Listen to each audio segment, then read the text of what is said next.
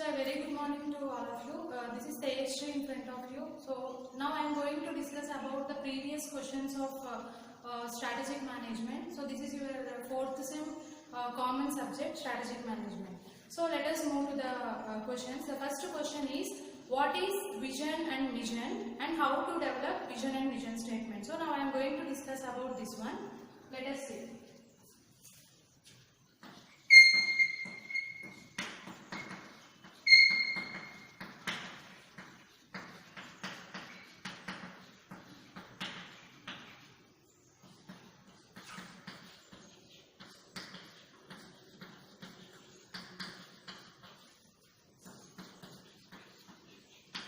So this is the first question that is asked in your previous supplementary paper of strategic management subject. So that is what is vision and mission and then how to develop them. So now moving to the these vision and mission, I will explain in detail. So first vision and here the mission. So first we have to know what is vision and what is mission. So generally vision is nothing but it is a long-term goal of an organization. So every organization wants to achieve something. So this vision, mission, objectives, policies, so these are all common for every organization. But the vision, mission statements are differs from one organization to another organization. So vision is nothing but simply it is a long-term goal of an organization. So what organization wants to achieve in future is called as a vision and it is a statement. So then mission is nothing but it is also a statement that is concentrating on the purpose of existence of an organization. So vision explains the goal of organization and mission explains the purpose of existence. So for what purpose an organization is existing. So that is the mission statement. Now moving to the development process of vision and mission statement. So here for the first I will go to the vision statement. So generally for developing a vision statement we have to follow some series of steps. So I will write here those steps here as follows, write down. So first vision statement. For developing a vision statement first we have to concentrate on understanding organization. Understanding organization is the first step in the development of vision process. And the second step is conduct an audit. Third one, narrow down the vision. Narrow down the vision. And the fourth step, set up context for vision. Set up context for vision statement. And the fifth one, develop future scenarios. Develop future scenarios. And the sixth one, formulate alternate vision statements. Formulate alternate vision statements.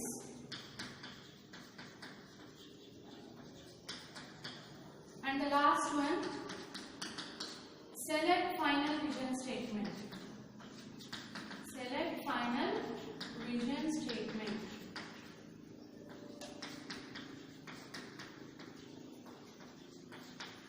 So, while developing vision statement, we have to follow all these steps like this. So, first step we are having here, understand organization. So it is very important for everyone, for every individual, for every organization, before developing a vision statement, they should have proper understanding about their organization. So in what way they have to get an understanding means every organization have two types of environments. So one is internal environment and another one is external environment. So every organization has these two forms of environments. So in this understanding and organization stage, so an organization should concentrate on its internal factors and external factors of organization. So internal factors of organization are nothing but those who are within the organization, like the employees, the managers, the processes we are doing in an organization, equipments, technology adopted, everything. So each and everything that is related to within the organization we call it as an internal environment. Then moving to the external outside the organization. So like government policies, competitors, suppliers, customers, politicians, so these are all comes under the external environmental factors of an organization. So before developing any vision statement, every organization should have understanding about itself, its internal and external factors. So this is the first stage of developing vision statement. Then moving to the second stage, conduct an audit. So here we are conducting an audit regarding to the present situation in an organization. So here auditing is conducted regarding present situation. So then what is an audit? So audit in the sense is nothing but it is the process of examining or evaluating how the processes are going in an organization. So this is our auditing, like simply checking something. So here in the second stage of vision development stage, we are concentrating on audit conducting stage. Means here we have to check what is the present stage or present status of our organization. So here we have to concentrate on what is the present situation, present things going in an organization. That is the second stage, conduct an audit. Then moving to the third stage, narrow down the vision. So this is the third stage in the vision development process, that is narrow down the vision. So in this narrow down the vision, we are concentrating mainly on factors needed. Factors needed. So generally for developing a vision statement, we need some factors. Like it may be an internal factor or external factor. When we are taking any goal or when we are formulating any objective in an organization, this particular goal or objective is based on some factors. So here in this third stage of vision development, we are concentrating on what are the factors needed for the development of vision statement. So that is called as narrow down the vision.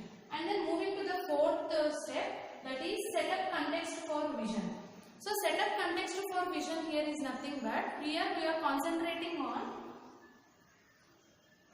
the expectations.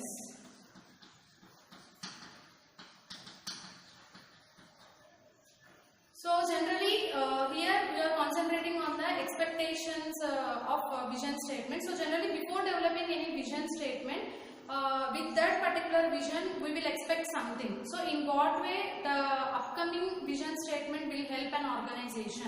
So here we are concentrating on the expectations. We set up context for vision is nothing but in what way the vision is going to help our organization. We have to plan this in advance. So that is concentrating in the setup context for vision stage.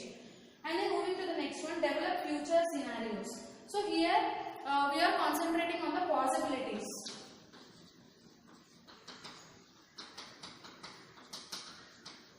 So here we are concentrating on the possibilities of vision statement. So generally for developing something we have different ways out there. So number of possibilities will be there. In that huge number of possibilities, what is the best one to develop vision statement we have to describe here. That is in the case of develop future scenarios. And then moving to the next stage, formulate alternate vision statements. So generally it is better to have more than one plan for doing anything. So why? Because when one plan gets failure, we will have other alternatives to use for that particular purpose. So for everything we need to have one alternative. Because when one thing gets failure, we will have another one like that. So here also for developing vision statement, we have to go for different types of alternatives. Okay. Then moving to the last one, select final vision statement. So this is the last stage of vision statement development. So out of the available all alternatives, we have to choose the best vision statement. We have to finalize one thing.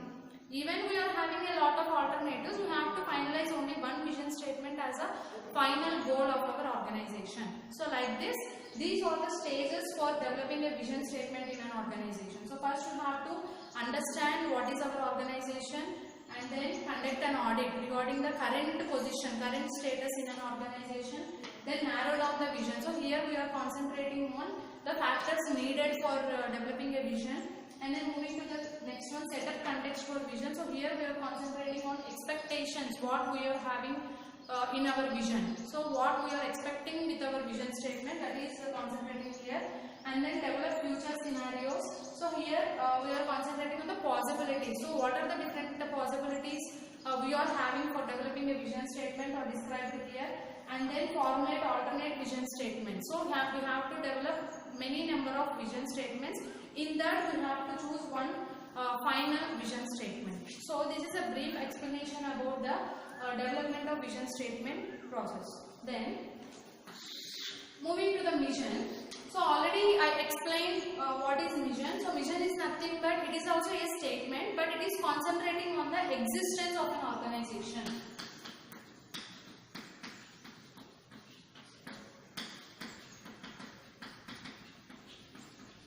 So purpose of existence. So for what purpose an organization is existing. So what an organization wants to achieve, to whom it wants to serve, in what way it wants to serve the people. So everything in detail related to the organization or described in the mission statement.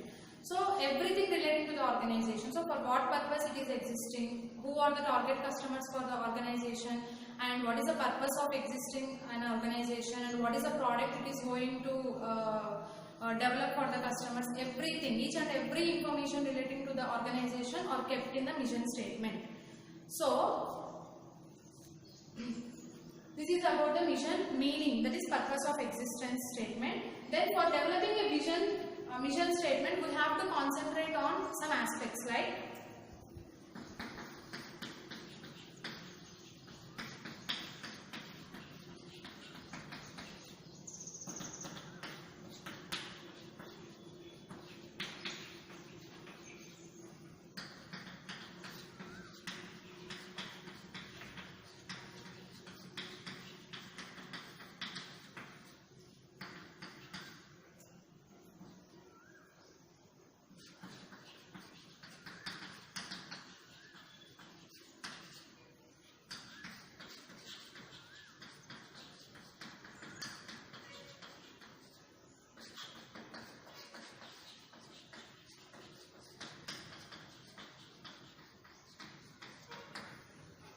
so these are the things we have to keep in mind while developing mission statement. So here we have different types of things are there. So one is product and services. So every organization is dealing with one type of product and one type of service it is producing to the outside market customers. So first we have to, while developing mission statement, first we have to concentrate on what is the product or what is the service that the particular organization is providing to the customer. So what is the product?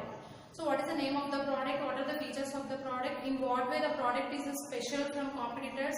Everything we have to, in detail, we have to get an idea about the product and services developed by the particular organization. Then moving to the technology. So generally, to be successful in this much competitive environment, each and every organization should move in an updated way regarding its technology also. So generally every organization continuously is trying to update its technological equipments or technological levels in its operations. So here also what type of technology an organization is using for the operational process also we have to keep in our mission statement. Then employee policies. So generally policy is nothing but it is a rule, it is a set of rules we call as a policies.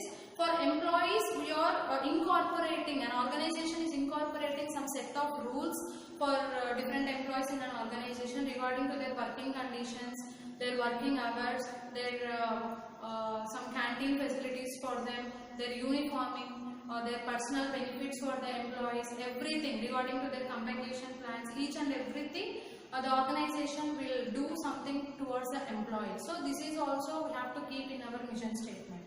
Then moving to the public image. So every organization will have a public image in the society. So public image, and it is also one of the important objective for every organization. So along with getting profits, goodwill or public image also one of the objective of every organization.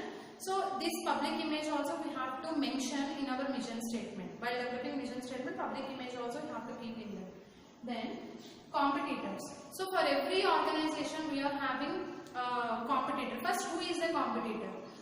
Those organizations which are doing same type of business related to us, we call them as a competitor. For example, when we consider an example Santur. It is a soap. It is a soap manufacturer. Soap. It is a soap. For Santur, there are number of competitors are there, like Medimix, Lux, Mysore Sandal, Liril.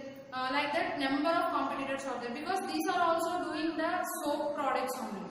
This is the competitor meaning. So we have to mention in our mission statement who is our competitors also. Then last one, target market. So target market is nothing but for every organization they will have a target market. For example, let us consider the example of cosmetics. So for cosmetic manufacturing companies, youth, teenagers are the target people. And for Kinder Joy, like this type of toy products, children are the target markets. And for some calcium related products, for bone strengthening products, and women and some old age people are the target people. So here in this mission statement we have to mention who is our target market. So that is also we have to mention in our mission statement. So this is about the meaning and process of development of vision and mission. So we completed the first question in our previous paper of strategic management. Then moving to the second question. So the second question is about the steps in environmental scanning process and how do you craft a strategy for competitive advantages. So here they asked two topics as one question. So I will explain here. So one is the question. Second question is about environmental scanning steps.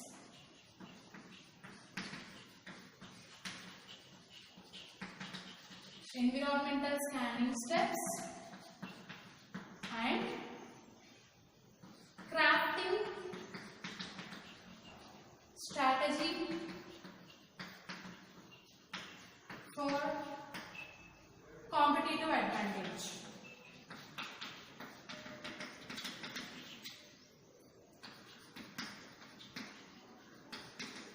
For competitive advantage. So these are the two topics they asked as a one question. So first let us move to the environmental scanning steps. So first we have to get an idea about what is environmental scanning. So here is nothing, first I will explain. Scanning is nothing but study, and environment is nothing but internal and external environment of an organization. So in the previous question only we discussed that every organization have two types of environment. So one is internal environment and external environment. So here in the environmental scanning we are mainly concentrating on the studying of internal and external environmental factors of an organization. So this is must and should for every organization to do the process of environmental scanning. Why? Because by scanning environment only the organization will get an idea about where they are and what they wanted to do in the future. So without scanning, without studying the environmental factors of an organization, it is not possible for organization to take a step ahead. So moving to the environmental scanning steps. So environmental scanning is nothing but it is simply studying of internal and external environmental factors within an organization. Internal environment means within the organizational factors, external means outside the organization. So this is a small meaning about what environment is. Then moving to the steps of environmental scanning. So here we are having mainly four important steps. So one is determine forces and nature of environment. Determine forces and nature of environment is the first step of environmental scanning process. Then second one, determine sources of information. Sources of information. So in these sources of information, generally information sources are of two forms. So one is primary information sources and another one is secondary information sources. I will explain in detail about it. Then determine approach. Determine approach for environmental scanning. Determine approach for environmental scanning. So in the case of approaches, we have again three approaches. approaches are there for environmental scanning. So one is, in the case of approaches, systematic approach, ad hoc approach, and last one, processed approach. And the last step of environmental scanning is scan and assess the trend. Scan and assess the trend. So like this we are having four important stages or steps in the process of environmental scanning. So till now we are discussing about environmental scanning only, we are not entered into the crafting a strategy. I will explain it later. So now environmental scanning steps means here first one, determine forces and nature of environment. So already I explained that each and every organization have two types of environments, internal and external environment. So for internal environment we have internal forces, and for external environment we have external forces. So coming to the internal forces of environment, like already I explained, those who are restricted to the organizational environment. Like employees is one source of internal environment, and managers is one source of internal environment, and the technology we are using in our organization is one source of internal environment, and processes, then methods we are using, equipment we are incorporating in our organization. These are all those who are within the organization, that everything comes under internal sources of environment. Then moving to the external, already I explained, outside the organization everything comes under external environmental forces. So here in the external environmental forces we are having some examples like competitor. So competitor is totally outside the organization, so he is an external force. Then second one, supplier. So supplier means who are supplying raw materials to our organization, we call them as a supplier. This one also external to the organization, so external force. And then government. So government is also external, and some economic bodies, economic conditions. These are all examples for some external forces of organization. So before doing environmental scanning, first we have to do, what we have to do is we have to determine the forces of organization environment. So we have to determine the forces of organization environment, like the internal and external forces, and then along with the nature. So what is the organization, and what are the products developed by the organization, and what is the technology updated by the organization, who are the target customers, everything we have to determine in advance. So this is the first stage, determine forces and nature of environmental organization environment. Then second, determine sources of information is the second step. Let me able to tell one thing, that for doing anything we have a basic information source, right?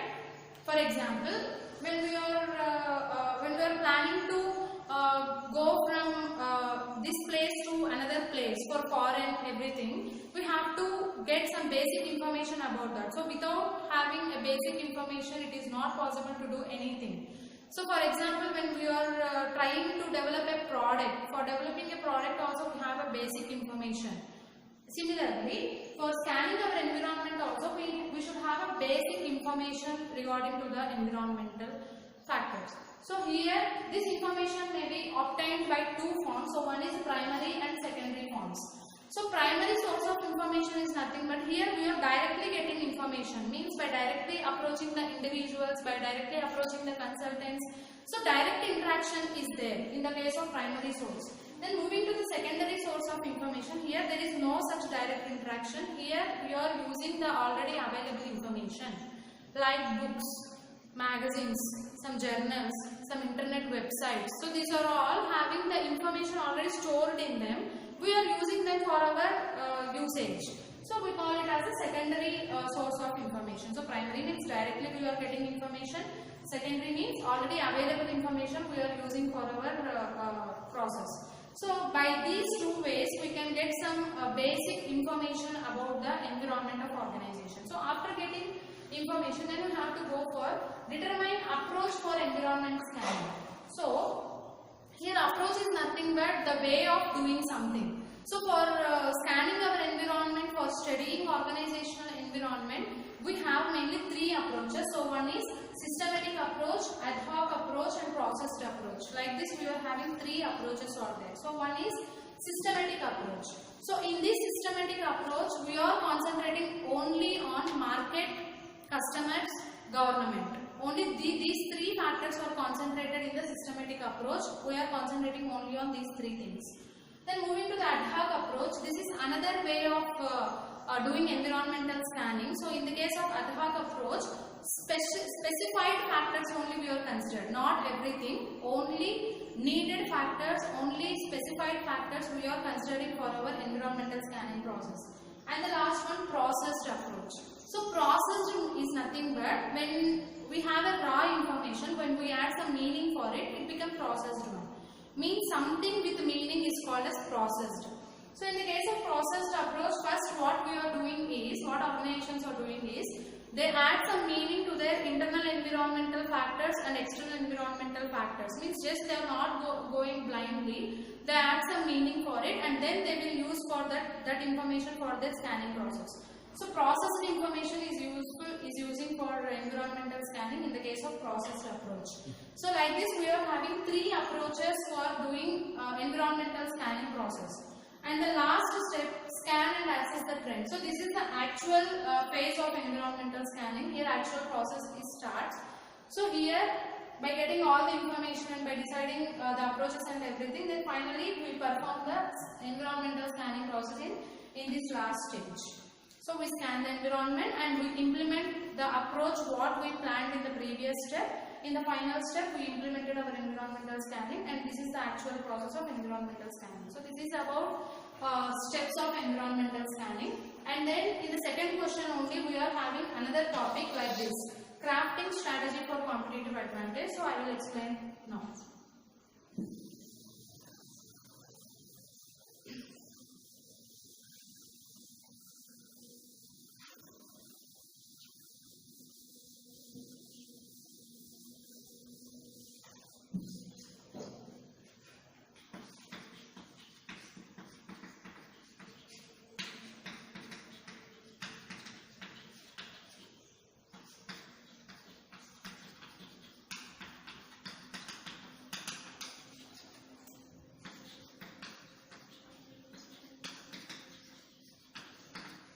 So this is another topic called crafting strategy for competitive advantage. So before entering into the topic, first you should have an idea about what is crafting and what is competitive advantage and what is strategy.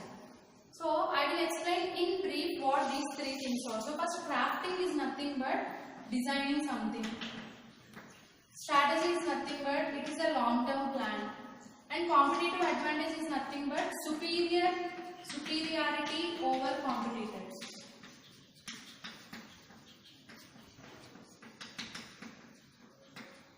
Okay, so here first crafting is nothing but designing something, making something or designing something, we call it as a crafting. Strategy, already you all have an idea about that. It is a long-term plan that is developed by the organization for future, and competitive advantage is nothing but having a superiority over our competitors. So generally number of competitors are surviving in the business.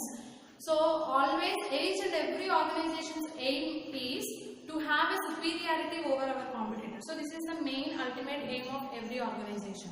So this is our topic, means simply for getting superiority over our competitors, how to mold our strategy, how to design our strategy. Okay, simple I explained here, I explained simply. So how to mold our strategy, how to mold our plan for getting superiority over our competitors. So this is our topic, crafting strategy for competitive advantage. So in this process, we divided strategies into two types. So one is offensive and another one is defensive. So for making or for molding our plan for competitive advantage, we divided our plans or strategies into two forms, offensive strategies and defensive strategies. So first, moving to the offensive strategies.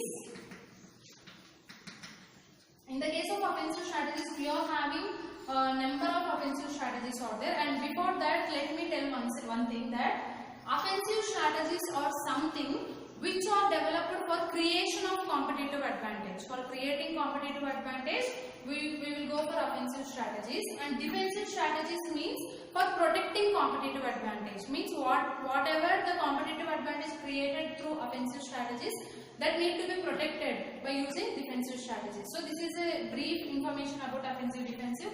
Then moving towards the types of offensive strategies and defensive strategies. So in the case of offensive strategies, we have a number of types like initiatives to match or exceed competitors. Second one, simultaneous initiatives. Simultaneous initiatives. Third one, guerrilla offensive. Guerrilla offensive. Fourth one, initiatives to capitalize. Initiatives to capitalize on competitor weakness. On competitor weakness. Next one, preemptive strikes. Preemptive strikes. Next one, choosing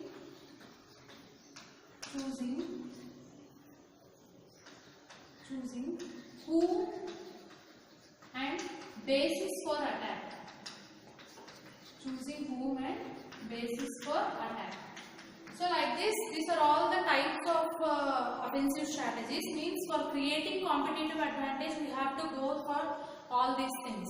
So let us move to the first one, initiatives to match or exceed competitors. So some organizations may develop plans always to have a step behind to the competitors, a step ahead to the competitors. So always organization wants to have a superior version of the competitor, right? So here in the first type of offensive strategy, organizations are developing plans to exceed the competitors, okay, or to match or to be at the same position or to have a superior position over the competitors. So this is the first offensive strategy. Then moving to the second one, simultaneous initiatives. So here the organizations are doing same level of plans, those are developed by the competitors. So we are just like copying the plans of competitors is better. So simultaneous initiatives means whatever the competitor does, the same thing a particular organization will does. We call it as a simultaneous initiative. So similarly they are doing. And then guerrilla offensive. So in the case of guerrilla offensive, the organizations are following hit and run approach. Hit and run means hit and run. What it means, here silently a particular organization beats their competitor and everything is happening in a silent mode only. So it hits the particular competitor and it runs into the top level. So this is called as a guerrilla offensive. And then initiatives to capitalize on competitor weakness. So every organization will have the strengths and weakness. So here in this point, the organizations are concentrating on the competitor weakness only. So they try to get an idea about what are the weakness of our competitor and they will use those weaknesses for their own advantage. So this is this one. Then preemptive strikes. So preemptive strikes means here, always here I want to say one thing that two individuals are there. So one individual is someone who doesn't want to wish to do new things and in advance. And another individual does everything in advance before teachers tells them to do everything. So here that particular advanced student will get some good marks and everything. So what I want to convey here is nothing but always we have to do things and we have to do something to in an advanced way to be in a safe position. Like that, here in the preemptive strikes, organizations are also developing products and doing activities before their competitors perform. So this is also one way of creating competitive advantage. And next one, choosing whom and basis for attack. So competition is nothing but it is a fighting among the organizations. Similarly, So it is a war among the organizations. So here, while competing with our competitors also, we have to decide whom we have to attack and what is the basis for attacking them. So these are the different forms of offensive strategies mainly used for creating competitive advantage. Then moving to the defensive. In the case of defensive, we have only two types. So one is retaliation, and another one is blocking avenues. So like this, we have two types of defensive strategies. So once competitive advantage created in the case of offensive strategies, then we move for the defensive one. So here in the defensive, we concentrate on protecting the competitive advantage what we acquired through offensive strategies. So in the case of defensive strategies, we have two forms also there. One is retaliation and another one is blocking avenues. So when we go for retaliation, so here retaliation is nothing but a compromised manner.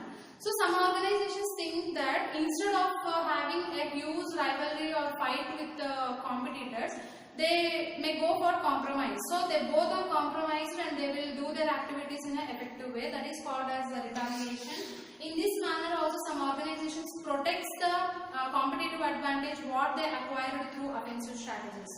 Then moving to the blocking avenues concept. In the case of blocking avenues, here the organizations are blocking the opportunities that open doors for our competitor. So this is also happens in a positive way, in a healthy way only, without doing any harm, without doing any illegal practices. The organizations are blocking the opportunities that opens for our competitor. Means here they are doing the things much better than their competitor. By doing so, indirectly they block the opportunities for their competitors. So like this we have offensive and defensive strategies in the case of crafting strategy for competitive advantage. By doing all these things, a particular organization crafts its strategy for getting competitive advantage. So this is explanation for your question number 2 like this. Then moving to the third question. So third question is about organizational learning. Explain about organizational learning and GE model. So here also they asked two concepts as one question. So there is a third one. I will explain.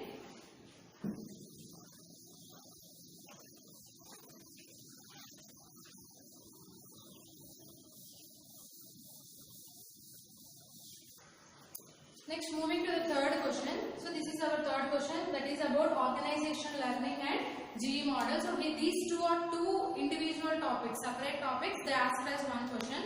So first, let me tell about what is the organizational learning. So this organizational learning we also called as learning organization. So first, let me able to tell you one thing, that why learning organization is needed for organization. So one thing I want to say that.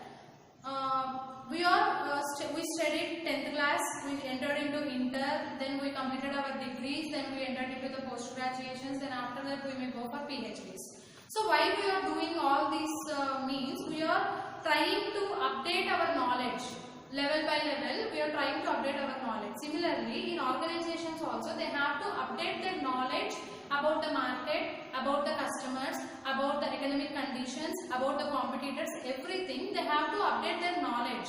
They have to update their information about all these things. So, organizations also continuously they have to learn new things about these organizational things.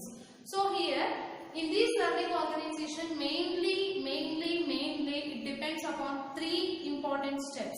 So, one is knowledge capturing, means knowledge gathering, knowledge storing and knowledge sharing. So these are the three pillars for organizational learning concept. So first, moving to the knowledge capturing. In this stage, that particular organization or individual, whoever they may be, they captures the knowledge, means they gathers the knowledge from a particular source. So after gathering knowledge, they have to store it in their minds. That is called as knowledge storage.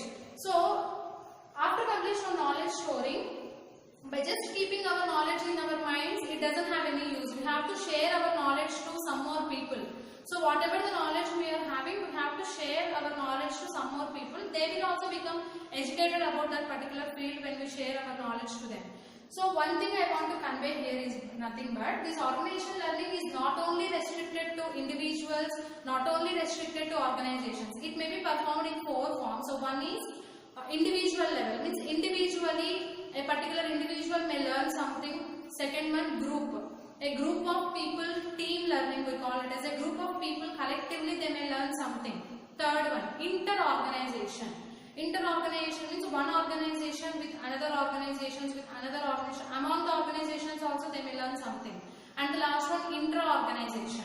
Means within the organization also this learning can be adopted. So in these 4 ways, individual, group, inter-organization, intra-organization, the learning organization may be applied. So these are the 3 pillars I already explained. Then moving to the learning organization process, it mainly depends upon these 5 concepts. Organization learning process mainly depends upon these 5 concepts. First one, systems thinking.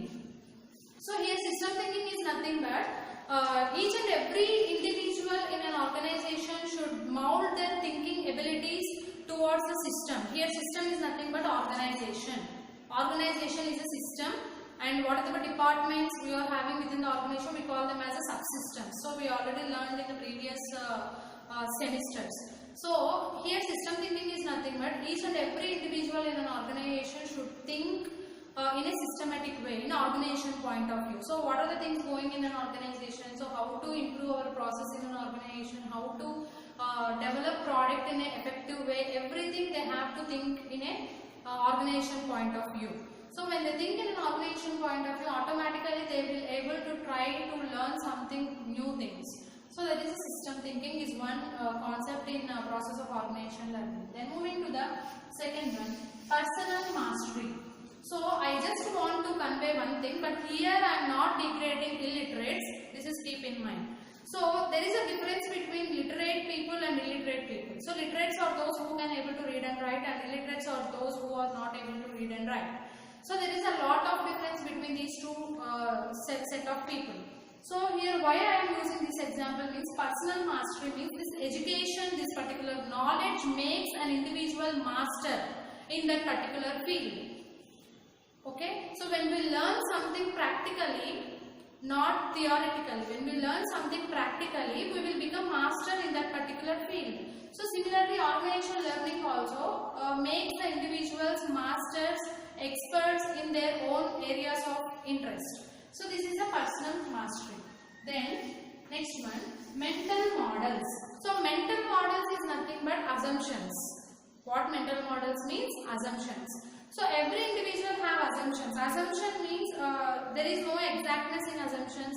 Something may or may not situations. Okay. So mental models get removed or reduced through organizational learning. So when we learn something, we will have exactness about that.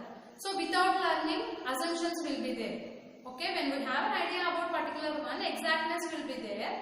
When we doesn't have any idea about that, automatical assumptions will be there. Like that, in this learning organization, mental models or assumptions will be removed totally. There is no assumptions. Whatever the information that is generated in organization is an exact one when it happens through organizational learning. And the next one, building shared vision. So building shared vision means already I explained in the previous question what vision is. Vision is nothing but what an organization wants to achieve in future. So here whatever the vision an organization will have, it should communicate, it should share its vision to all the organizational members. So whatever the vision it is having, there is no use for organization when it doesn't share its vision to the other people. It has to share its vision to all the people or all the members in an organization. That is called a shared vision. And the last one, team learning. So sometimes this organization learning may happen in a collaborative way. Means among the group of people, we call it as a team learning. So team learning increases collaboration, coordination among the people, and different point of views will be raised. Different ideas will come together. So everything will happen. So team learning is having a lot of use for the organization. So these are the pillars. We call these also as the pillars for organization learning. So one is system thinking, personal mastery, mental models, building shared vision, and team learning. So this is about the organizational learning, and then moving to the next topic in this question only, that is GE model. I will explain.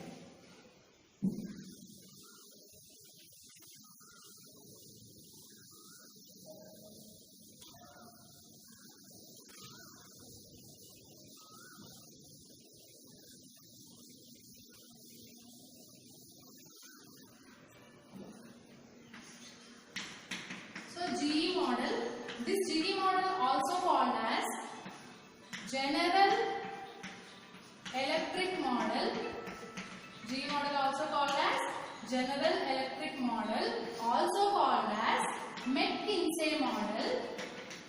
McKinsey model, also called as 3x3 matrix,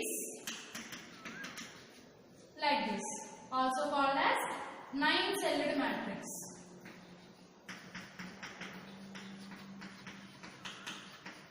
So these are the different names for General Electric model. So General Electric model also called as GE model, also called as General Electric model, or McKinsey model, or 3x3 matrix, or 9-celled matrix. 3x3 is nothing but we have 9 cells only, right? So this GE model or General Electric model was developed by hard work of two important things. So one is General Electric Company and McKinsey and Consultants. So these are the two important individuals behind the development of GE model. It was developed in the year 1970s. So GE model was developed in the year 1970s. So this GE model is based on two aspects. So one is basis of GE model. So one is industry attractiveness. Industry attractiveness. And another one is competitive strength. Competitive strength. So these are the two bases for General Electric model. So one is industry attractiveness. Industry attractiveness is nothing but how hard or how easy for an organization to compete in the market. So industry attractiveness is nothing but market attractiveness also. So how hard or how easy for an organization to compete in the market. We call it as industry attractiveness. Competitive strength is nothing but competitive advantage only. Means how much strong you are towards our competitor. Okay. So these are the two bases for General Electric model. Based on these two aspects, we will convey our GE model. So before conveying GE model, it is very important to concentrate on this figure. So here we are having 9 cells are there in GE model. That's why it is called as 3x3 matrix. So here I am taking business strength. So business strength, it may be strong, it may be average, it may be weak. And on here I am taking market attractiveness or industry attractiveness. It may be high, medium, low. I am taking basis. One is business strength and another is market attractiveness. Now I divided these 9 cells into 3 boxes. So one is invest box, and this is also invest box, and this is also invest box. Okay, so observe carefully. So whatever I am thickening here, these 3 are the invest boxes. Then second category is selectivity box. So this is also selectivity box, and this is also selectivity box. So like this you have to observe selectivity. And the last one, harvest or divest box. Harvest or divest box. So this is the GE matrix. Okay. So in this GE matrix, we call it as a 3x3 matrix. Why? Because we are having 9 cells or there 3 rows and 3 columns we are having. So we divided here the boxes into first sector, invest or grow. Invest or grow box is one thing. Second one, selectivity earnings box is the second category, and the third one, harvest or divest box. Harvest or divest box is the third one. So in this GE model, we have these boxes are categorized into these three forms. So one is invest or grow. So this is the first sector box where the industry, business strength and market attractiveness, they both are at high level. Means they both are strong and they both are at high level. So this invest or grow box is totally a favorable condition for an organization. So here organizations are investing a lot of funds in research and development areas, advertisements, promotions like that. So it is a growing stage of organization. So here there is no risk and uncertainty for an organization. So this is totally a favorable condition. And moving to the second stage of boxes, selectivity or earnings box. So here what organizations do is, here the market attractiveness may be at the medium level, and the business strength also average. So this is totally an average condition, means neither favorable nor unfavorable. This is totally at the medium level will be there. In the case of selectivity or earnings box, what the organization does means, whatever the profits it has earned, the remaining amount of profits are invested in different profitable areas. It makes reinvestments in the selectivity or earnings stage in profitable areas. So that is the second thing. Third one, harvest or divest box. This is totally an unfavorable condition for the organization. Here risk is very high, uncertainty is there, and there is no possibility of making investments. Totally the market attractiveness and business strengths are at the weak stage. Okay, they are not able to compete in the market, and also they are not having a superiority position over the competitor. So here this is a harvest or divest box. So here they have to either shed their business, shut down their business, or they may try to improve their business in a profitable way. Like this, the GE model is mainly concentrating on this entire box that is divided into three stages or three sectors. So this is about the General Electric model. Next, moving to the next question, that is fourth one.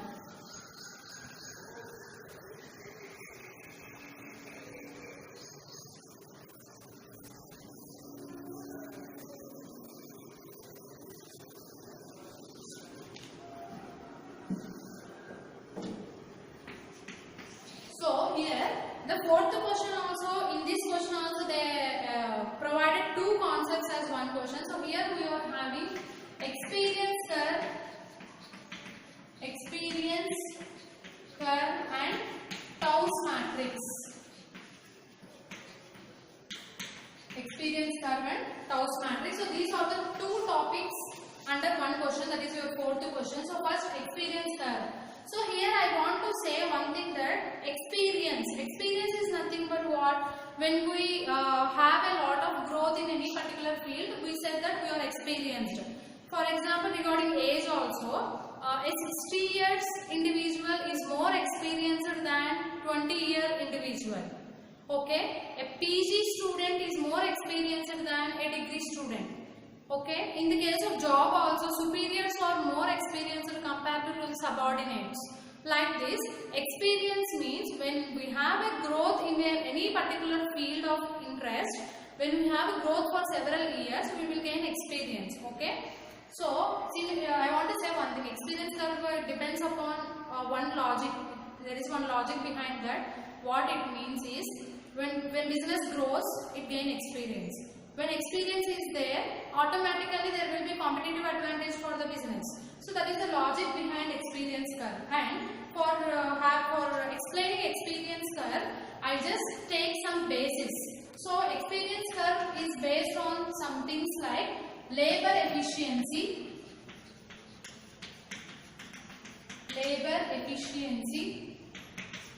Second one, methods improvement.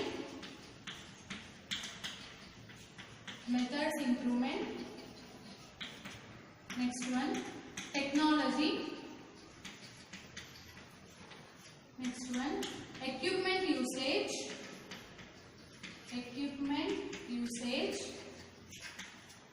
Next one, resources mix. So these are the five, not only these five, anything, some more will be there, but I am explaining here these five bases for determining experience curve. So, to get an idea about experience curve, for determining the experience of a particular organization, we have to take these bases. So, one is labor efficiency. So, how effective the labor are in that particular organization. Generally, I want to say one thing. Every organization will be successful when it has effective and efficient labor force in its operations. So first, labor efficiency is very important. So automatically when the labor are effective in an organization, definitely the organization will grow and automatically it will gain some experience. So this is the first one. Next, moving to the methods improvement. So always we have to update our method of operations. When we stick on to a particular method of operation, the outside organization environment is continuously changing, but we are sticking to that particular method, means it is not an effective one. We also have to make some modifications and improvements to our method to make our business in a growth way. Okay? Automatically when the business grows, definitely its experience curve also at the top level will be there. So method improvement also very important. Then technology. Technology updation is also very important for every organization to be successful and to improve their experience. So technology. So it should update its tech. Why we are using now Android mobiles? Previously, for over last 5 or 6 years back, keypad mobiles will be there. But today, no one are showing interest to use keypad mobiles. Why? Because we are updated. We updated our technology. Okay, like that in organizations also they have to update their technological things to be in a successful way and to gain some experience compared to their competitor. And the next one, equipment usage. So whatever the equipments we are using in our organization also, that those equipments should be simple to handle and easy to operate by all the people, and they should be advanced also, updated also. So and equipment usage also should be done carefully and without less wastage. So next one, resources mix changes, means for manufacturing a product, some resources will be used by the organization generally. So we have to make some changes or alterations or modifications in the resources mix we are using. So why the Santur soap, for example, Santur soap is there. In the Santur soap, why it is making updations like Santur Baby, Santur Gold, Santur White? Why you are making means it is making changes in the resources mix, resources that are using in manufacturing a product. So when we make changes in the resources mix, automatically our business will grow and we will gain experience in the market. So these are the basis for determining experience curve. So this is the concept of experience curve. Next moving to the Tauss matrix. So Tauss matrix is nothing but T for threat, O for opportunity, W for weakness, and S for strength. So this is similar to your SWOT analysis. So SWOT is nothing but strengths, weakness, opportunities and threats. So like that Tauss matrix, in this Tauss matrix also we have 4 cells are there. I will explain here.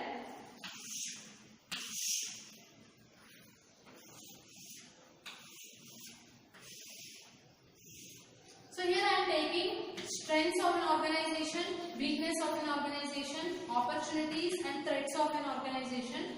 So here this is SWO. Means SWO strategy, means strengths and opportunity strategy, and weakness and opportunity strategy. Next one, strengths and threat strategy, and next one, weakness and threat strategy. So like this in Tauss matrix we have these 4 types of cells are there. Strengths and opportunity. So this is totally a favorable condition and max condition. So here the organization is having a lot of strengths and lot of opportunities available from the outside environment. So here it uses its strengths for the upcoming opportunities towards its operations and activities. So it is the most favorable condition for the organization. Then moving to the weakness opportunity strategy. Here internally the organization is having a lot of weakness, but from the outside it is having a lot of opportunities. Okay. Here what organization does means, here it converts its weakness into an opportunity. Okay. Even it is having weakness, but there are a lot of opportunities available in the outside environment. So it has to mold itself for converting its weakness into strength strength and using the opportunities from the outside environment. This is called as min-max. Weakness min and opportunities max. Min-max strategy. And then moving to the ST means strength threat. So we call it as a max-min. Strength max, threat min. Max-min strategy. So here what organization, internally the organization is very strong in this stage. Internally it is very strong, but from the outside there are number of dangers posed to the organization. Okay, so here the organization should be should have some envisioned thinking and should be predictable what threat will be posed to an organization, and it should be in a safe side in advance. So when it plans some safe side measures in advance, definitely when there are number of threats posed to it, it will survive itself. Okay, strength and threat. And last one is weakness and threat. This is total and unfavorable condition. Internally organization weak, and from external also there are no opportunities. So here organization has to either shut down its business or it's trying to make some improvements in its operations to get survival at least. So this is totally min-min situation, because totally at the minimum level the things are happening. Internally it is weak and externally also it is weak. So this is about the Tauss matrix. Like this, the Tauss matrix is a SWOT analysis model. Based on this, we divided the things into 4 strategies are there. So I explained here. Then moving to the next question.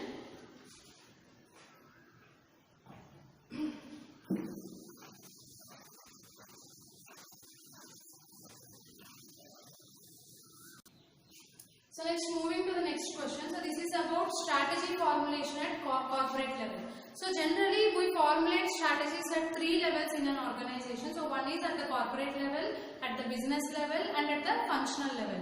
So here we are having only the corporate level. So in corporate level, what the organization is concentrating is, in the corporate level while formulating strategies, organization is always concentrating on what it wants to achieve. Okay. So while developing strategies at corporate level, organization totally concentrates on its goal, okay, its future, what it wants to achieve. Then strategy formulation is nothing but, what it means is choosing best course of action. So out of all the available alternatives, we have to choose one best course of action for our strategical process. So this is our topic. In corporate level, what are the different types of strategies we are formulated? So generally in the corporate level strategies, we develop strategies at the 3 forms are there. So one is growth strategy, retrenchment strategy, and stability strategy. So in these 3 levels we develop strategies at the corporate level. So first moving to the growth level, here we have, so in the case of growth strategies, again we have some different types. In the case of growth stage, the organizations are trying to trying to increase its growth level in the organization. So for achieving growth, it performs number of ways. So one is concentration. So concentration strategy is nothing but, here the organization is concentrating and making investments in only one particular area of interest. Okay. By concentrating on a particular area of interest, it is trying to achieve its growth. So we are also observing number of cases in today's world, like some organizations are concentrating only on a particular field. Let us take an example of Johnson & Johnson, Johnson's baby products. It is concentrating only in one particular field, that is on baby products. Okay. So like this, concentration is nothing but, here the organizations are concentrating only on a one particular area of interest to achieve growth. That is called concentration. Then moving to the integration, this is the second way of achieving growth, that is integration. In this integration, we have again forward and backward integration. So here I want to convey about the supply chain. For example, in the supply chain we have, it starts with raw material acquisition, then production process happens, after that packaging happens, after that distribution happens, after that products reach to the customer. Here, integration is nothing but, organizations may integrate with other businesses either forward or in a backward way. So why, in what way it was happened means, in the case of forward integration, for example, when the organization is doing production business, means product production business, when it also enters into distribution business, when it takes steps into forward, from production to distribution means forward step, When it takes forward step into another business, we call it as a forward integration. Then backward integration means when production doing company, product production company, manufacturing company enters into raw material supply business. Okay, it takes one step backward. That's why it is called as a backward integration. In both forward and backward integration, the organization will achieve growth. So that is about the integration. Then diversification. So diversification is also one way of expanding the business of organization for achieving growth. So in the case of diversification, we have two forms, concentric and conglomerate. So concentric diversification is nothing but entering into the same side of business, related business. When an organization enters into related business, we call it as a concentric diversification. By doing this also, an organization will definitely achieve growth. And conglomerate diversification. So conglomerate is nothing but so entering into unrelated business. Let us take an example of Reliance. So Reliance companies are doing business in clothing in the name of Reliance Trends, and it does its business in electronics with the name of Reliance Digitals, and it does its business services in telecommunication in the name of Reliance Jio. Means it entered into the different unrelated fields. Okay, that type of thing is called as conglomerate diversification. So by this also we can achieve growth. And then internationalization.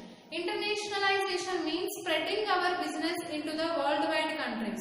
Okay, so when we are doing business in India, when we also want to start our business in America, USA and some more foreign countries, then we call it as an internationalization. So by this also we can achieve growth in our home country and in host country also. So by all these things, the growth will be achieved by the organization. So this is the first thing, growth. Then moving to the next one, stability. I will explain stability now.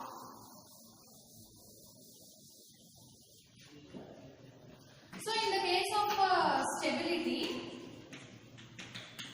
we have again three forms are there. So one is no change strategy. No change strategy. Then next one, profit strategy. Profit strategy. And the last one, move with caution.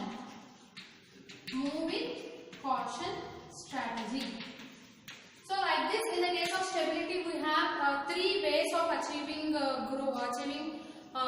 stable condition in the corporate level. So one is no change strategy. So stability itself is nothing but remaining stable at particular area or at that particular place. So stability may be in three forms. No change means here the organizations doesn't make any changes while developing these corporate level strategies. They doesn't make any changes. They just go on with the existing level of strategies. So that is a no change strategy. Sometimes profit strategy will be developed by the organization. So profit strategy means here for preserving or for making their profits with them itself. The organizations are in order to protect their profits earned by them, organizations are concentrating on some like preservations, means reducing their expenses, cutting costs for their product, like that. So here the organizations are concentrating on preserving their profits in a protective way. And then last one, move with caution. So this is the last way of stability strategy, move with caution. So here the organizations, in these three cases, the organization doesn't want to take any risk. It just wanted to enjoy the profits in its present position only. Okay, move with caution means when it wants to take any step forward, it thinks before taking any step whether it is okay, whether it is effective to take step or not. So by thinking before doing something, it takes step. That's why move with caution. So this is about the three ways of stability strategies. Then moving to the retrenchment strategy. So we completed stability also. Then moving to the last one, retrenchment.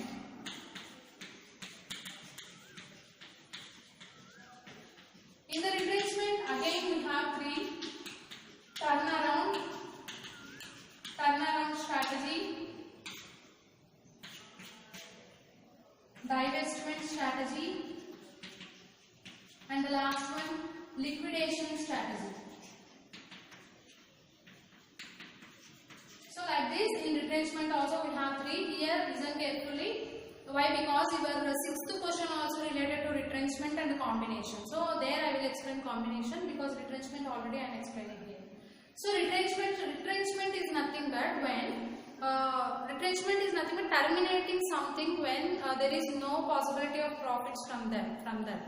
So for example, when an organization develops a product, for some time it gives a lot of profits to the organization, but the time passes or pass on, profits may come down. Here the organization, what it wants to do, first it tries to make modifications and updations to that particular product, but even also after making updations there is no possibility of profits from that, then organization will try to retrench that one, means terminated the product from the product line and it tries to develop new product. That is called retrenchment. Retrenchment means termination of the things. It may be product, individual, process, whatever, terminating them when there is no possibility of profits from them. That is retrenchment. Retrenchment maybe happens in 3 forms. So one is turnaround, divestment and liquidation. So first turnaround. Turnaround means, the meaning of turnaround is unexpected change. Okay. So some sudden and unexpected change happens in an organization, we call as a turnaround. In turnaround, 3 cases are there. So one is the chief executive officer of an organization along with the management of an organization, by appointing a special external consultant from outside, they may go for retrenchment process. This is the first case. Second one, the same chief executive officer, he withdraws temporarily from the work, and instead of that he appoints a specialist in that particular field of interest. By doing this also they may retrench the products or individuals. And the third case in turnaround is the merging. So here the organizations are merged with the weak, means sick organization merged with the healthy organization. So by doing this also it can able to survive. So these are 3 forms of turnaround. Then moving to the divestment. So in the case of divestment strategy of retrenchment here, the organizations are selling a portion of its business which is not producing any profits. That particular portion of business will be sold to the other organizations. Only that particular portion, not the entire organization. Only the unprofitable portion of the organization or unprofitable portion of the organization will be sold to the other organizations in the case of divestment. Then moving to the liquidation. So in the case of liquidation, the entire organization will be sold to others, because here there is no possibility for the organization to continue its business, because totally the organization becomes weak. In that particular cases, the organization will take decision on liquidation strategies to sell its entire business to the other organizations. So like this, the retrenchment maybe happens in 3 forms: turnaround, divestment and liquidation. So this is about the retrenchment. So this is the overall view of strategy formulation at corporate level. As I explained, growth, retrenchment and stability strategies are the 3 sub-levels of corporate level. Okay. Then as I already told you that your 6th question of this paper, 6th question is about retrenchment strategy and combination strategy. They asked about retrenchment strategy and combination strategy.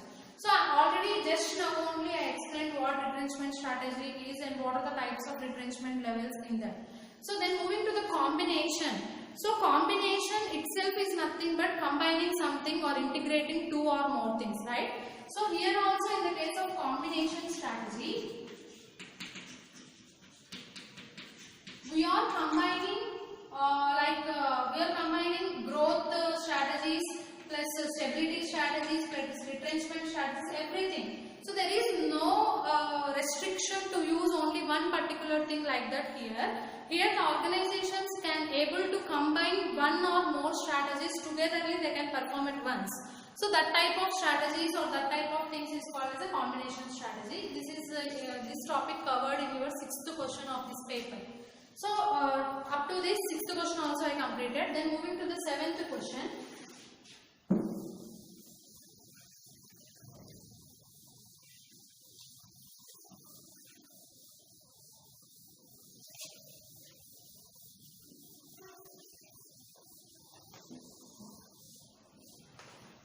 So your 7th question is about the relationship between strategy and leadership.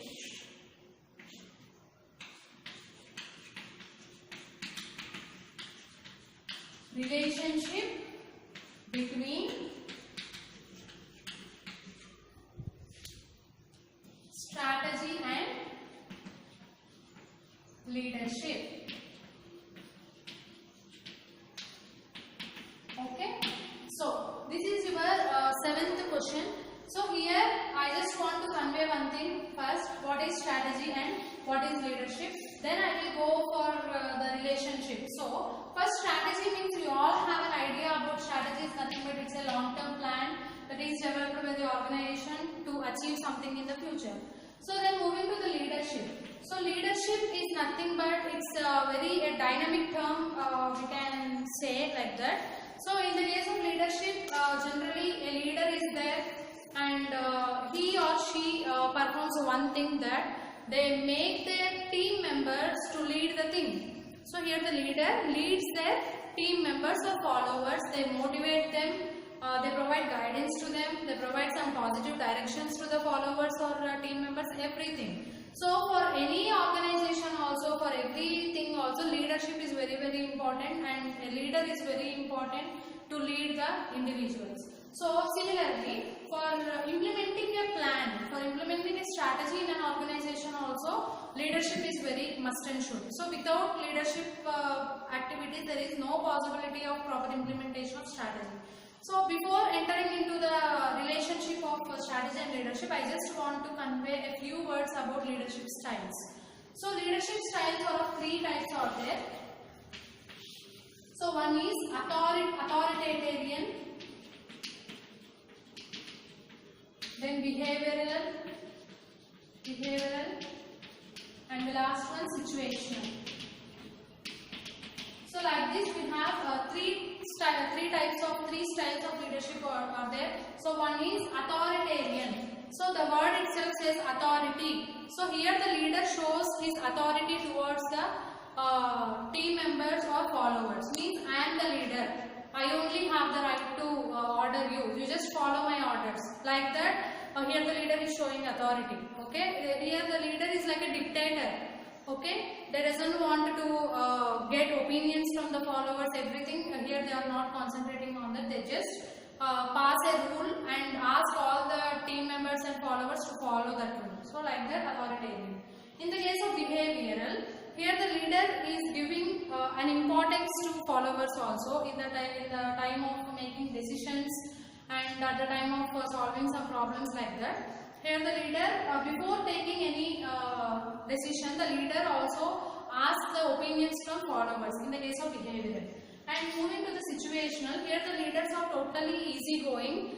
They just convey the information to the team members or followers and ask them only to take decision on that and them only to solve that one.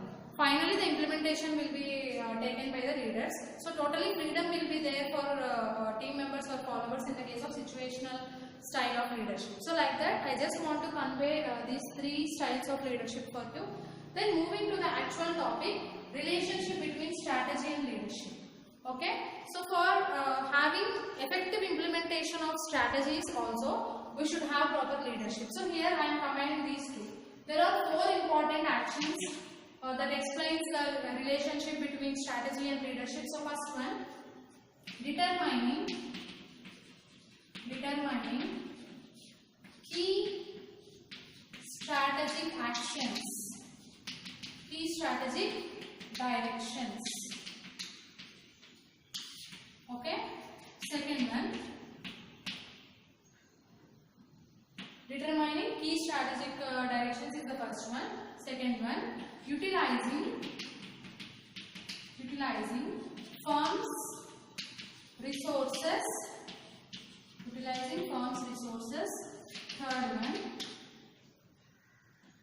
Third one, sustaining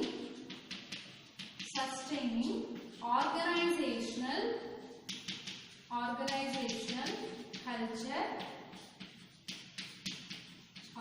culture, and the last one, emphasizing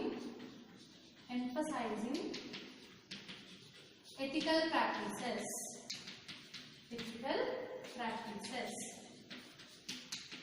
Okay, so these are the four important things that explains the relationship between strategy and leadership. So here I am integrating both strategy and leadership collectively, and I am trying to explain the relationship among them. First, while implementing strategy effectively, first determining each strategic direction. So as a leader, they have to determine the important, effective, positive directions for implementing a strategy in an organization. So this is a must and should. Why? Because when the directions are not good, then automatically the entire process will become a failure. So whatever the things the individuals are directing, so they should be effective. So effective directions will make even a flat process successful, but when the directions are not good and not effective, automatically the entire process will become a failure. So this is the first thing. The key important directions of strategical implementation should be determined by the leaders. Then next one, utilizing firm's resources. So as a leader, in the process of implementing strategy in an organization, they should concentrate on resource utilization also. Organization resources. It may be financial resources, physical resources, human resources, whatever. So they try to always conserve the resources without wastage. So they have to use the resources effectively. So this is also very important. Next one, sustaining organizational culture. Organizational culture is nothing but some set of values that are framed in an organization. Sustaining is nothing but long run survival. Okay, long run survival. So every leader, while implementing a strategy in an organization, they should concentrate on preserving and protecting the values in that particular organization. So whatever the decisions they are taking while implementing a strategy, it should not cause any harm to the organization culture. Means the values adopted in an organization, like that the values will have to survive for a long period of time in an organization. And the last one, emphasizing ethical practices. Emphasizing is nothing but concentrating. So while taking any decisions, the leaders should also concentrate on the ethical practices. Ethics is nothing but those principles that make differentiation between good and bad. So each and every organization has some ethics. For example, harassment. Okay, harassment is an unethical practice.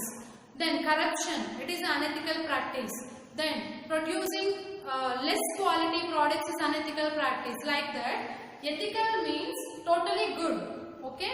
So whatever the decisions taken by the leaders while implementing strategy, they have to keep in mind that the ethical practices should not be violated. So whatever the decisions they are taking, they should be in a ethical way. They should be good and doesn't cause any harm to the people and society, animals, whatever. So this is also one of the important. Like these are the 4 important aspects that explain the relationship between strategy and leadership. Then moving to the 8th question. So moving to the 8th question. So this is about plan system for strategy implementation. So here plan system means what? So generally for implementing anything, we have to plan in advance. For example, when we planned to go for Hyderabad from Kadapa, we have to plan for it. So for what train we have to go for that, at which time the train will arrive at the station, everything we have to plan. Similarly, when we plan to develop a product in an organization, we have to plan for that. When the organization wants to expand its branch in another area, it has to plan for that. So strategy means plan, right? Implementation means putting it into an action. Means while implementing a plan into an action, while putting a plan into an action, we have to plan something. We have to plan some aspects before implementing a strategy in advance. So what we have to plan means first time frame. So time frame is nothing but time. Okay. So what is the duration? What is the time needed for completion of strategy implementation? So how much time it takes to finish? Okay. For example, for manufacturing a product, how much time it takes?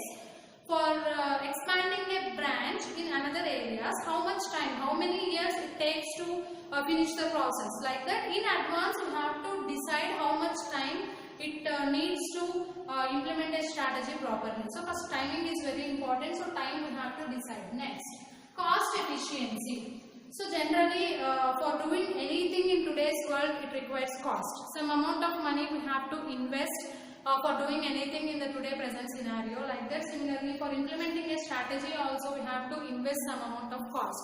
But this investment of cost should be effective, means within our budget. When our budget is 10 crores, but it requires some additional 10 crores, means it is not cost efficiency. Means we have to implement our strategy within our budget only. Whatever the money we are having, within that only we have to complete our strategy implementation process. Then meaningful change. Okay.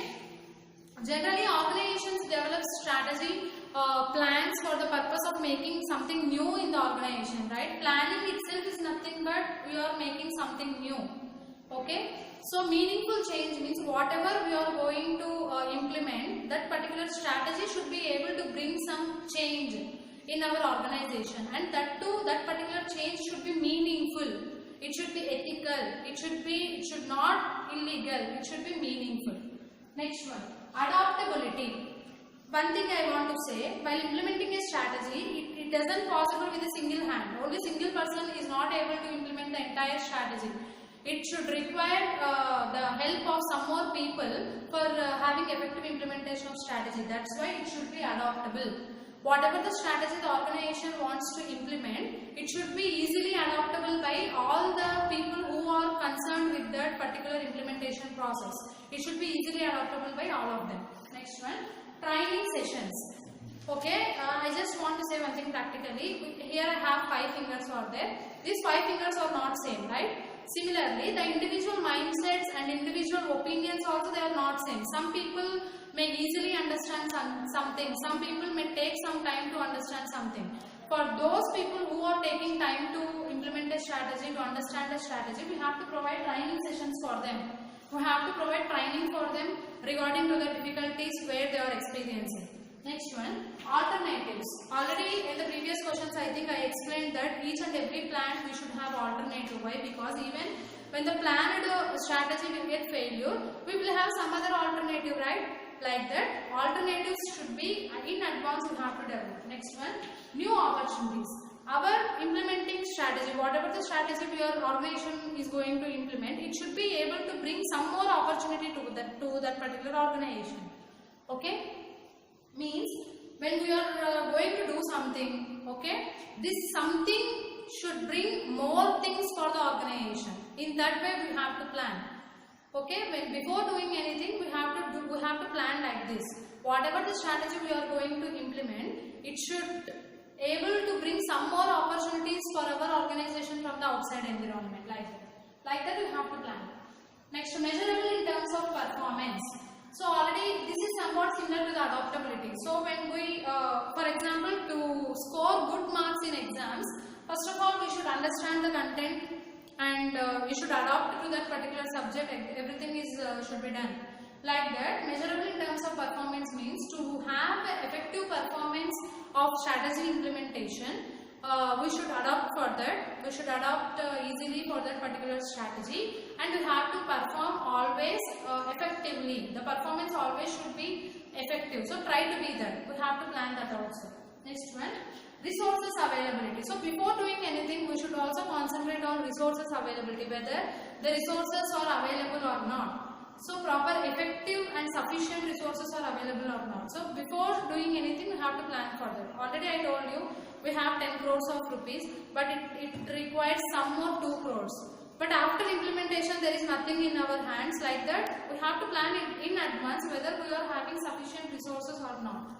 Then last one, achievable target. So whatever the strategy we wanted to implement, it should be achievable. Okay, there should not be middle roadblocks or obstacles for our strategy implementation, everything. So before in that only we have to plan everything whether it is achievable or not. Like that we have to plan all these things before implementing a strategy. So this is called as a plan system for strategy implementation. This is your 8th question. Then moving to the 9th one.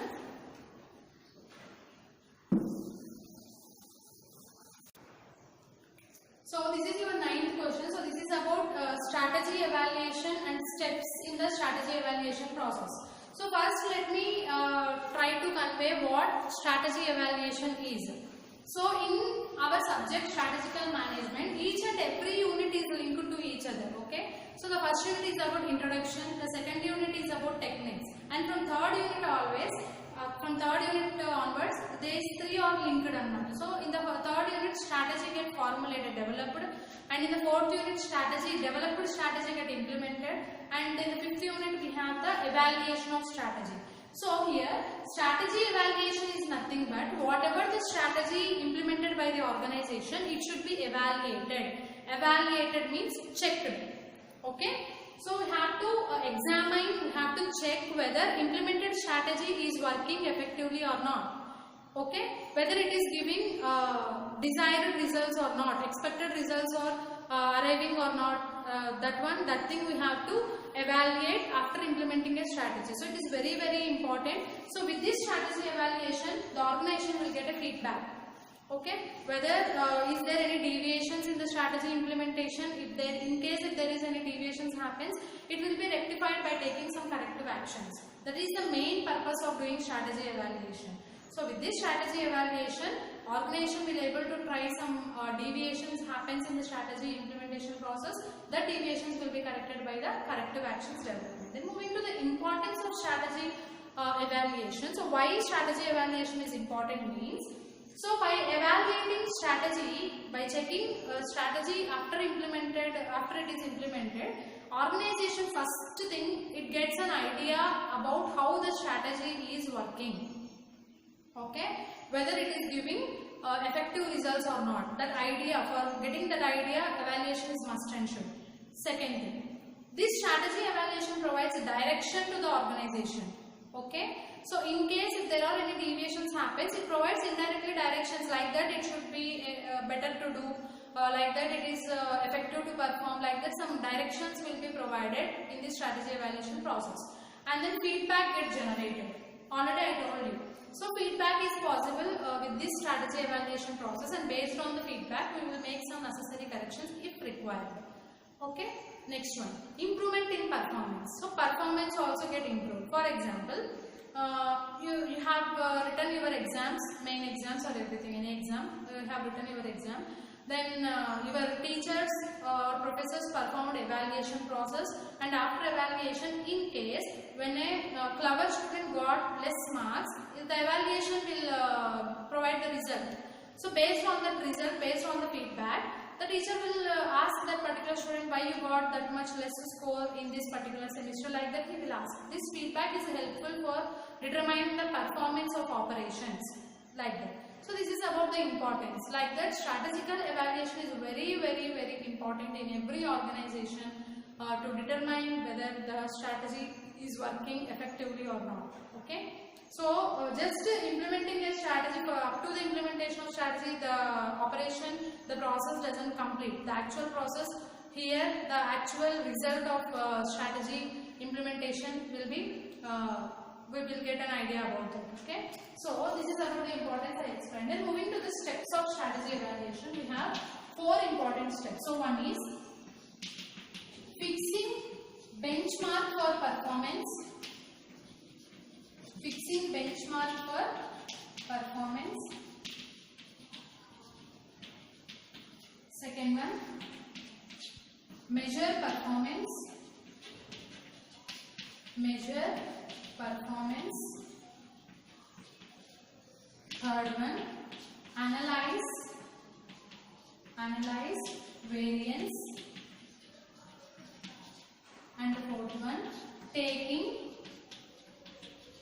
corrective actions. Taking corrective actions. So these are the 4 important steps in the process of strategy evaluation. So moving to the first one, fixing benchmark for performance.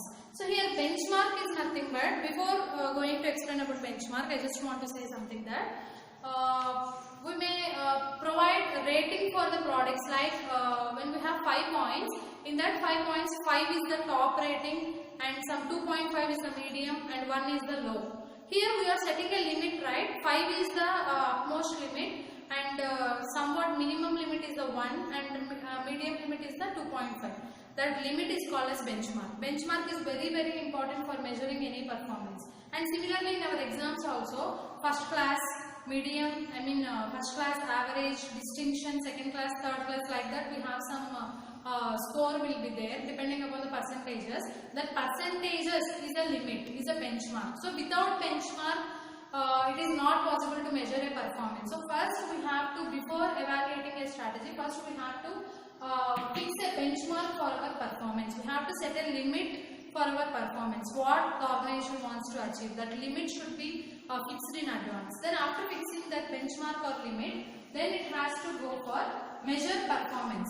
So here in this second stage, the organizations are concentrating on the current performance, means present performance. Okay, so how the results are happening at the present situation.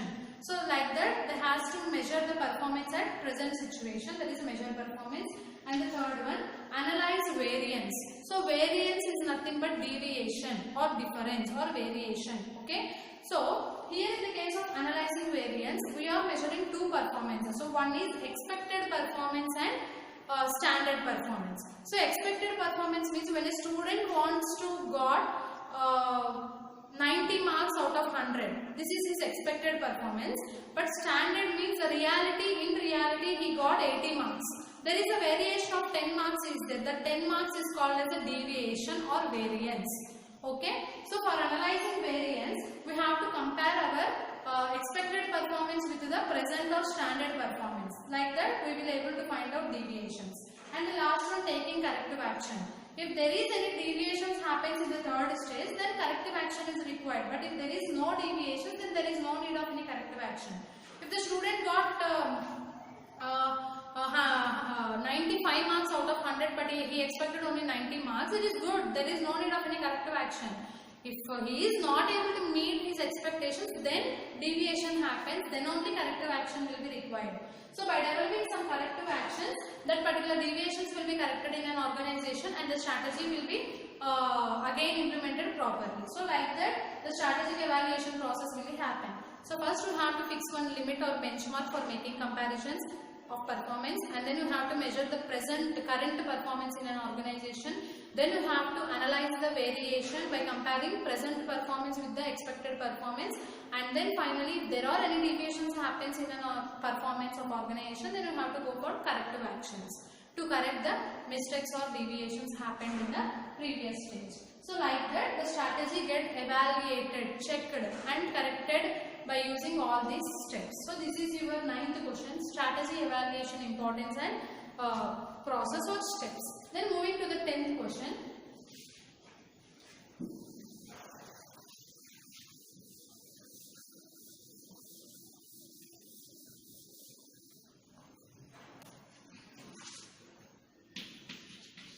So this is the last question, and remaining one thing is that there is case study. That thing also I will explain you. So this is the last question regarding your theory. So 10th question is about strategic audit. Strategic audit and steps. Okay. So first let me able to convey you what is strategic audit before moving to the steps of it. So first, strategic audit is nothing but it is something what I want to convey is audit is nothing but generally audit, the word audit here, when you hear the word audit, immediately what comes into our mind? Financial statements. So auditing is not only performed for financial statements, it is also performed for processes in an organization, methods in an organization, financial statements in an organization, similarly strategies also. So technically what I want to say strategic audit is nothing but strategic audit is the process of examination and evaluation of areas affected by the operation of strategic management process within an organization. Okay, again I am telling, strategic audit is the process of examination and evaluation of the areas affected by the operation of strategic management process within an organization. So here, while implementing means while doing the process of strategic management in an organization, we have some steps. First, we developed a strategy, we implemented a strategy, we evaluated a strategy. If there is any deviations happens, we control a strategy. Like that we studied, right, in the strategic management process. While operating this strategic management process in an organization, we examine, sometimes some areas get affected. So those areas will be examined and evaluated, audited. That process is called as strategic audit. This affected is nothing but it may be positively affected or negatively affected. Whatever it may be, we are just concentrating on the affected areas with this strategic management process. Simply, strategic audit is nothing but checking or examining the implemented strategy in our organization. Okay. Then, in this strategic audit, not only we are concentrating on the strategies, but also we are concentrating on whether the organization is meeting its objectives or not. In the strategic audit process, one more thing what we are considered is organization is meeting its objectives effectively or not. That is also considered here, and along with the resources utilization. So whether the resources in an organization are utilized effectively or not. So these are all things we are auditing in this strategic audit process. Then moving to the steps of strategic audit process or process of strategic audit, we have the following steps. First thing, resource audit. Resource audit. Second one, value chain analysis. Value chain analysis. So in this value chain analysis, we have two types of activities. So one is primary activities and support activities.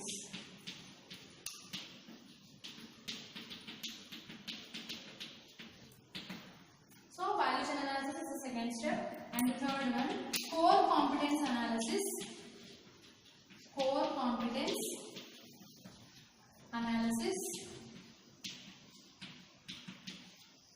Fourth one, performance analysis. Performance analysis. Fifth one, portfolio analysis. Portfolio analysis. And the last one, SWOT analysis.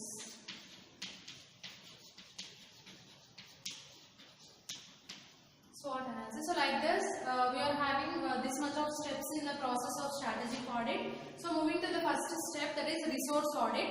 So while auditing the strategies in an organization, while examining or checking the implemented strategies in an organization, we have to do the auditing process in this stepwise manner. So first, in this auditing process, we have to concentrate on resource audit.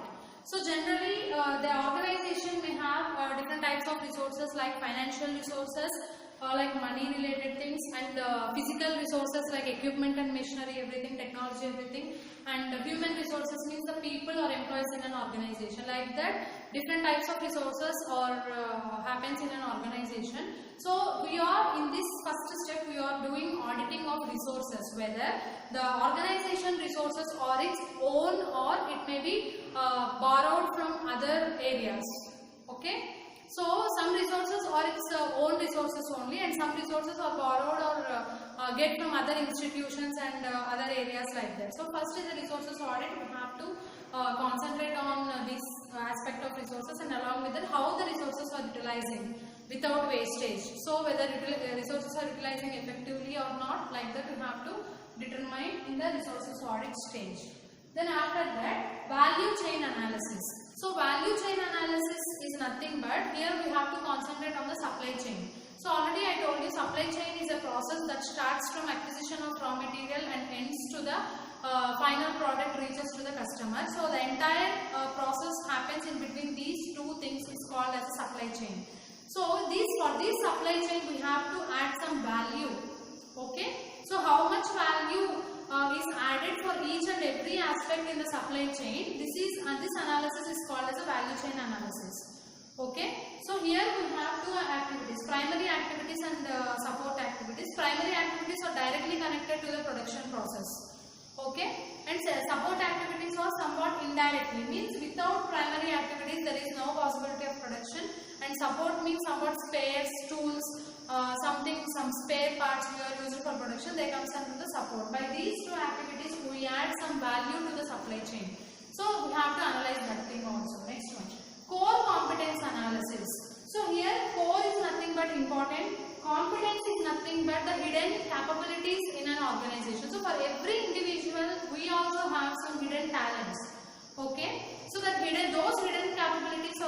as a competencies.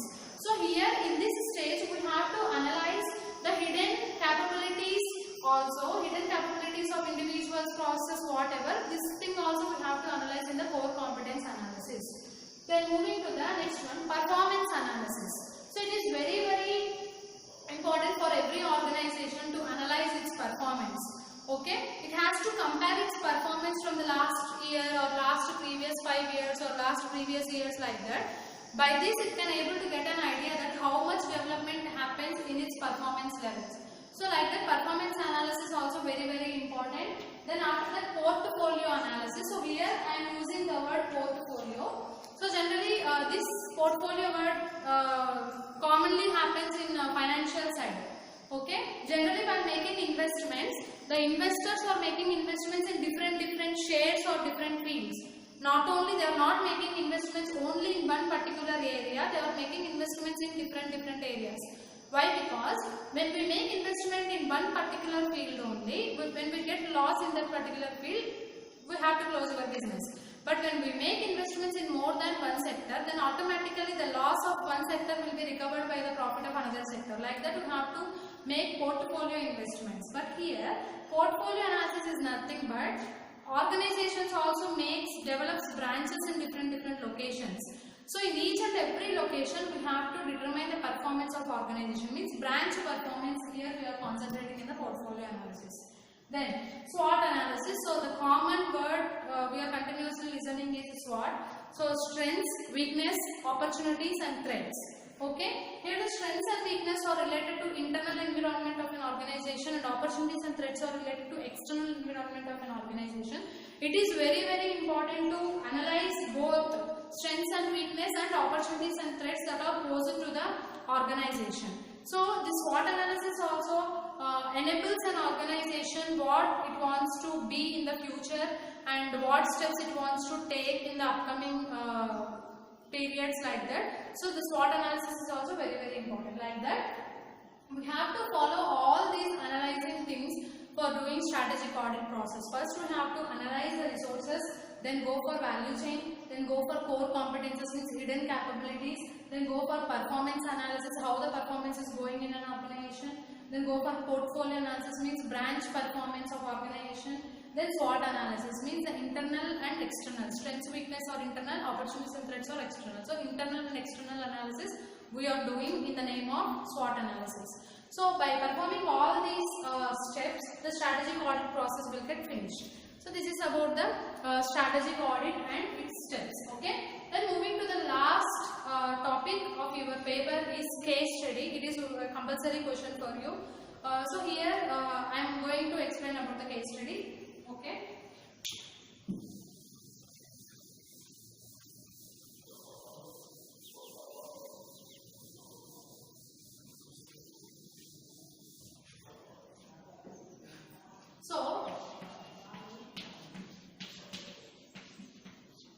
So coming to the case study, so this is under the head of 11th question of your paper. That is case study, it's a compulsory question. So here they asked the case study about Porter's 5-force model in software industry. Porter's 5-force model in software industry. Okay. So this is your case study topic, and before entering into the topic, I just wanted to enable to make you first what is Porter's 5-force model. So this Porter's 5-force model is a technique that is used for analyzing a strategy. Okay. So here this Porter's 5-force model was developed by Michael Porter. Okay, that's why it got the name Porter's. Here we have 5 forces are there. Depending upon the 5 forces, we analyze the strategy adopted by the organization. So I will write here what are those 5 forces. First one, competitive rivalry. Competitive rivalry. Second one, competitive rivalry is the first one. Then bargaining power of bargaining power of suppliers. Third one, bargaining power of buyers.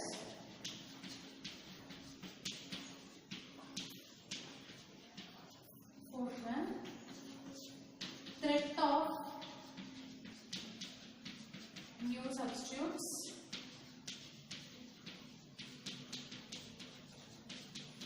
Threat of new substitutes. And the last one, threat of new entrants.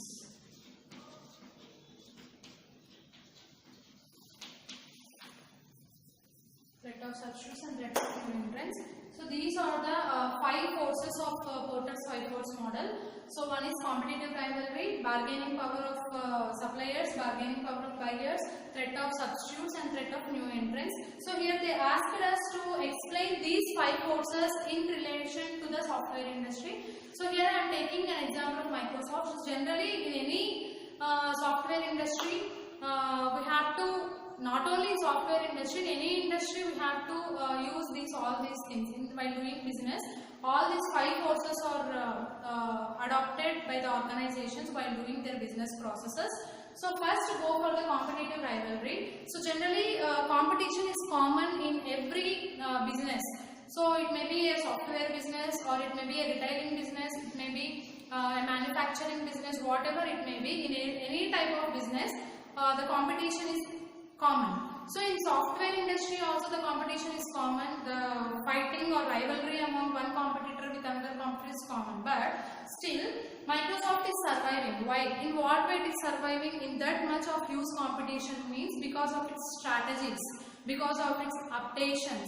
Okay, because of all these things it is surviving its competitive rivalry also. So it is, to be frank, it is very difficult and a challenging task of every industry and every company to compete and to be remain stable in this much of present situation of competitions. But with our strategies and with our sophisticated and advanced strategies we can able to survive. Okay, so competitive rivalry means because of its updations for its processes and method of usaging in the Microsoft industry, everything it is handling with all the competition, rivalry and everything. So that is the first force. Next one, bargaining power of supplier. So already in the previous questions I said who is a supplier. So supplier is a person who supplies raw material to the organization. Okay, so those who supplies raw materials to the organization we call them as suppliers. So bargaining power is nothing but when the product of when the price of a product is 1000 rupees, we bargain it for 100 rupees. Okay, so we call it as a bargaining. Okay, so asking less price for the actual price, we call it as a bargaining thing. So here in this second force the suppliers are having bargaining power, means the suppliers are at the top. Okay, so when the suppliers will have a high bargaining power means generally when the suppliers are very low. Okay, when the raw material suppliers are very low, definitely when the raw material suppliers are very huge in number, definitely they will bargain, because when the buyer went to one supplier, he may express one price, but when the suppliers are heavy in number, automatically the buyer will blackmail that particular supplier that he will go for another supplier like that. So when the suppliers are huge in number, automatically the bargaining power is more for them. Then go for when the raw materials whatever they are supplying when the raw materials availability is very scarce, automatically the bargaining power of suppliers is high. Why? Because here these people are having the power. Okay, in that case also they will have like that. The Microsoft company, when we take here the example, they also their suppliers also have high bargaining power in some cases when the material availability is very scarce. Okay, and also when the the number of suppliers are very less, in that cases automatically the bargaining power will be high. Then go for bargaining power of buyers.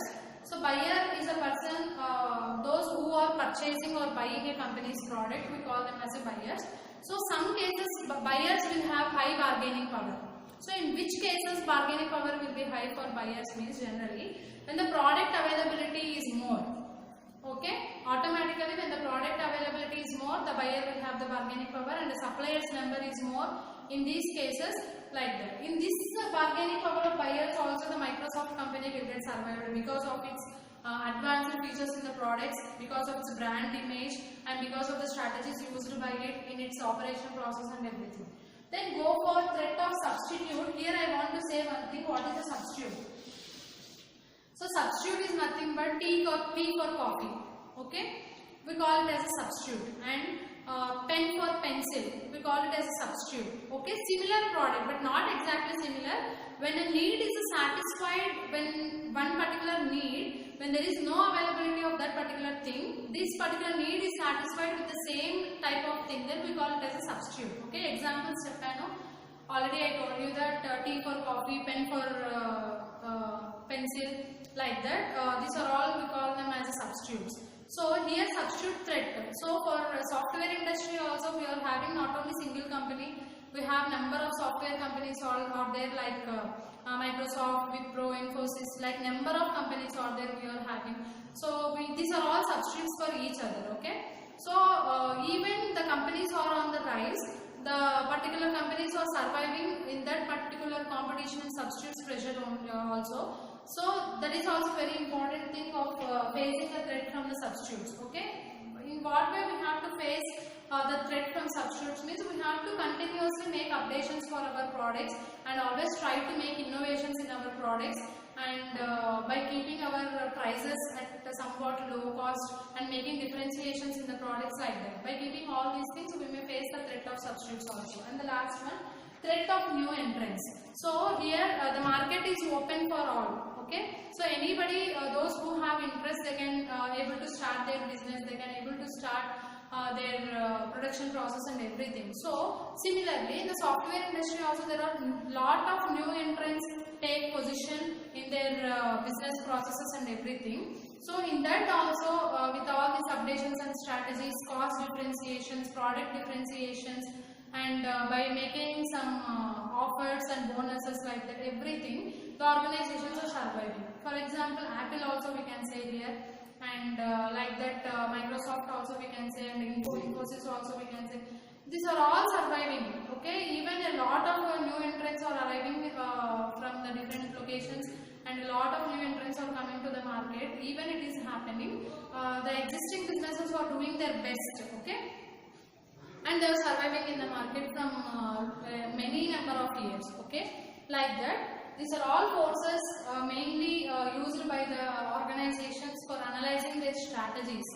Okay, how to develop their strategies and how to be a good position, how to maintain a good position in the market. So this is your case study. So this is about the previous paper of your strategic management subject. Hope you understand. Thank you.